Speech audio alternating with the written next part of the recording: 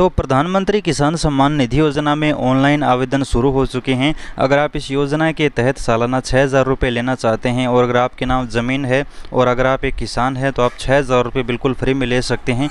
इसके लिए गूगल में आपको pmkisan.gov.in सर्च करना है। इस तरह से आपके सामने पोर्टल खुलेगा। अब इस पोर्टल के माध्यम से आप ऑनलाइन आवेदन कर सकते हैं 6,000 रुपयों के लिए, और आप ऑनलाइन आवेदन करने के बाद आपको 6,000 रुपये मिलेंगे। 2-2 हज़ार रुपये की 3 किस्तें मिलेगी। तो यहाँ पर इसके लिए आप अपनी गाइडलाइन ज़रूर पढ़ लें कि आपके नाम ज़मीन होनी चाहिए, आपका ज़मीन में नाम होना चाहिए, आप किसान होने चाहिए, आप परिवार में अकेले होने चाहिए, तभी आपको पैसा मिलेगा। अगर आपने परिवार में पहले से किसी ने आवेदन कर रखा तो आपको पैसा नहीं मिलेगा। उसके बाद यहाँ पर आपको नया आवेदन वाले न्यू फार्मर रजिस्ट्रेशन ऑप्शन में आना है। अब यहाँ पर आपको रूरल और अर्बन, शहरी और ग्रामीण में चुनना है। उसके बाद आधार नंबर, मोबाइल नंबर दर्ज करना है। फिलहाल यहाँ पर मैं आधार नंबर, मोबाइल नंबर और अपने स्टेट का चुनाव लेता हूँ। उसके बाद यहाँ पर आपको सबसे पहले कैप्चा कोड डालकर गेट ओटीपी पर क्लिक करना है। तो आधार नंबर, मोबाइल नंबर डालने के बाद गेट ओटीपी पर आप जैसे क्लिक करोगे तो आपके मोबाइल पर एक ओटीपी आएगा। ओटीपी का आपको इंतज़ार करना है। जैसा कि आप देख सकते हैं एक ऑप्शन आ चुका है, इंटर ओटीपी, नीचे लिखा है OTP has been sent your mobile number. तो हमारे मोबाइल नंबर पर एक ओटीपी आ चुका है, यानी इस किसान के मोबाइल पर ओटीपी आ चुका है जो नया आवेदन अभी कर रहा है, ऑनलाइन आवेदन कर रहा है, ये 6,000 रुपये लेना चाहता है। तो हमें यहाँ पर ओटीपी दर्ज कर दिए, फिर से कैप्चा कोड दर्ज कर दिए हैं। अब यहाँ पर सबमिट कर देते हैं। तो सबमिट करने के बाद फिर से रिफ्रेश होगा और यहाँ पर आप देख लीजिए कि नया ओटीपी डालने का ऑप्शन हमारे पास आ चुका है। पहले ये ऑप्शन उपलब्ध नहीं था, लेकिन अब आपको 2 ओटीपी डालना होगा। पहले पीएम किसान की तरफ से, अब एक आधार कार्ड की तरफ से भी ओटीपी आएगा, यानी पहले आधार ऑथेंटिकेशन होगा। तो यहाँ पर अब आपको आधार वाला ओटीपी डालना होगा।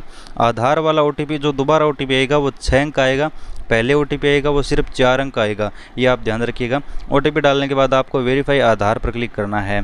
तो वेरीफाई आधार पर जैसे आप क्लिक करोगे तो फिलहाल यहाँ पर एक कैप्चा कोड है, हमने नहीं डाला है गलती से, तो यहाँ पर आपको कैप्चा कोड भी डालना है ओटीपी के साथ साथ।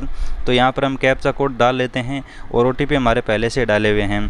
तो कैप्चा कोड डालने के बाद आपको फिर से आधार वेरीफाई ऑप्शन पर क्लिक करना है।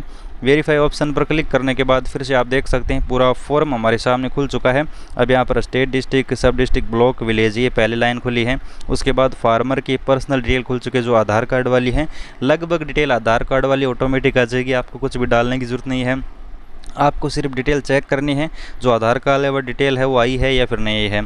तो यहाँ पर आपको चुनना है कि आपकी कास्ट क्या है, कैटेगरी क्या है, छोटे किसान है, बड़े किसान है, वो चुनना है। आपके नाम कितनी ज़मीन है, अगर आपकी कम ज़मीन है तो एक वैसे बताइएगा, अगर ज़्यादा ज़मीन है तो उधर सेलेक्ट कर लीजिएगा। तो हमारे स्मॉल और मार्जिनल फार्मर सेलेक्ट करना है। उसके बाद यहाँ पर आपको एक ऑप्शन मिलता है लैंड सीडिंग का, ये बहुत महत्वपूर्ण है। यहाँ पर आगे स्टार लगाया हुआ है, जिस ऑप्शन में आगे स्टार लगाया हुआ है वो बहुत महत्वपूर्ण ऑप्शन होता है। तो हमारे लैंड सीडिंग का जो ऑप्शन है बहुत महत्वपूर्ण है। अब ज़मीन की लैंड सीडिंग क्या होती है, यानी लैंड रजिस्ट्रेशन आईडी क्या होती है, वो आपको पता करनी है। इसके लिए आपको सबसे पहले गूगल में जाकर सर्च करना है लैंड रजिस्ट्रेशन आईडी माही इन्फो, ये नाम आपको ध्यान से देकर डालना है। लैंड रजिस्ट्रेशन आईडी माही इन्फो सर्च कर लीजिएगा। यहाँ पर किसी भी राज्य की आप लैंड रजिस्ट्रेशन आईडी मात्र 1 मिनट के अंदर निकाल सकते हैं। तो यहाँ पर क्लिक कीजिएगा और निकाल लीजिएगा। तो हम यहाँ पर लैंड रजिस्ट्रेशन आईडी निकाल चुके हैं।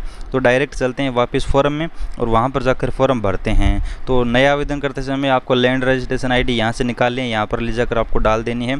अब हमने लैंड रजिस्ट्रेशन आईडी निकाल ली है। अब अगर आप मानधन योजना में आवेदन किए हुए हैं तो येस और नो पर सेलेक्ट कर लीजिएगा।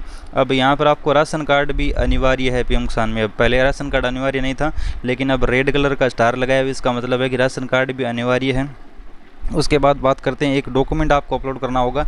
पहले 3 डॉक्यूमेंट अपलोड करने थे, उसके बाद 2 डॉक्यूमेंट, अभी सिर्फ 1 डॉक्यूमेंट अपलोड करना होगा। बाकी डिटेल आधार बेस हो जाएगी। आपका आधार में लिंक बैंक अकाउंट होगा, उसी में पैसा आएगा। आपको बैंक डिटेल भी नहीं देनी होगी।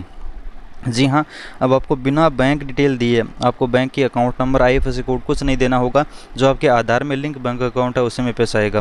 तो यहाँ पर अब आपको सिर्फ अपनी ज़मीन की खतौनी जमाबंदी जो अपलोड करनी है वो भी सिर्फ और सिर्फ 100 KB की। यहाँ पर आप देख लीजिए, किसी को पता नहीं होता है साइज़ का, लेकिन यहाँ पर 100 KB की कम होनी चाहिए। 100 KB की आपकी ज़मीन की जो खतौनी है, जमाबंदी है, उसकी PDF आप अपने मोबाइल लैपटॉप में बना लीजिएगा। आप खुद भी कर सकते हैं, CSC की दुकान से भी करवा सकते हैं, नज़दीक की दुकान पर जाकर भी आवेदन करवा सकते हैं। सकते हैं। इसी तरह से आवेदन होगा। उसके बाद आपको बताना है कि आपकी ज़मीन आपके नाम किस प्रकार हुई है, आपके फादर की डेथ के बाद, या फिर आपने ज़मीन खरीदी है, या फिर आपकी विरासत में मिली है। किसी भी प्रकार से आपको ज़मीन मिली है वो बताना और पड़ेगा। यानी जो पिछला ज़मीन का ओनर है उसके आधार नंबर यहाँ पर आपको डालना होगा। अगर आपने ज़मीन खरीदी है तो आप खाली छोड़ सकते हैं, बाकी अगर आपके पिता के नाम ज़मीन थी तो उसके आधार नंबर यहाँ पर डाल दीजिए। और सेव करने के बाद इस तरह से आपके सामने फार्मर आईडी खुलकर आ जाएगी। इसे आप कॉपी कर लीजिए या फिर स्क्रीनशॉट ले लीजिए। इस तरह से आप ऑनलाइन आवेदन कर सकते हैं। आवेदन करने के बाद ये तहसील स्तर पर, जिला स्तर पर अप्रूव होगा। उसके बाद ये आपके 6000 आना शुरू हो जाएंगे। इस तरह से कोई भी किसान 6000 के लिए आवेदन कर सकता है। अगर आपको वीडियो अच्छा लगा तो लाइक, शेयर, सब्सक्राइब करना। धन्यवाद किसान मित्र।